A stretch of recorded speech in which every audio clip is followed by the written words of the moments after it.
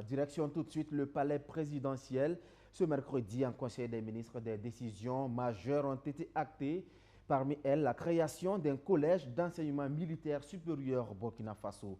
Un établissement stratégique pensé pour répondre aux nouveaux défis sécuritaires et s'aligner avec la vision de souveraineté portée par le président du Faso depuis bientôt 3 ans. Le ministre de la Défense, le général Célestin Sempore, apporte des précisions. Écoutons-le. Nous avons examiné un projet de décret portant création d'une structure en charge de l'enseignement supérieur militaire au Burkina Faso.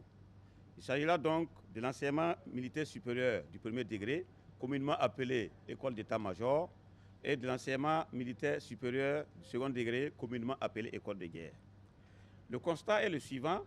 Depuis son indépendance, la formation militaire supérieure des forces armées nationales du Burkina Faso ont toujours été faites à l'étranger, c'est-à-dire dans des pays amis.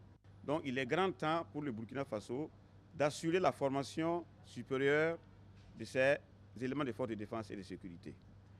Cette formation faite sur place devrait s'adapter aux situations réelles et aux conditions réelles, c'est-à-dire la tropicalisation par rapport aux problèmes que nous vivons en ce moment, notamment la lutte contre le terrorisme. Nous avons aussi l'accroissement de nos effectifs qui recommande que nous puissions mettre en place les dispositions nécessaires pour assurer la formation continue de nos officiers.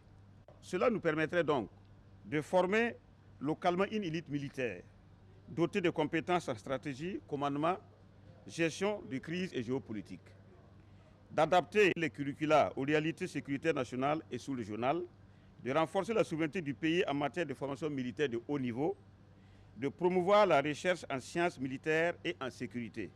Enfin, cela nous permettait de développer une coopération sous-régionale et régionale en accueillant des officiers venant des pays voisins et d'autres pays africains, contribuant ainsi à la sécurité collective.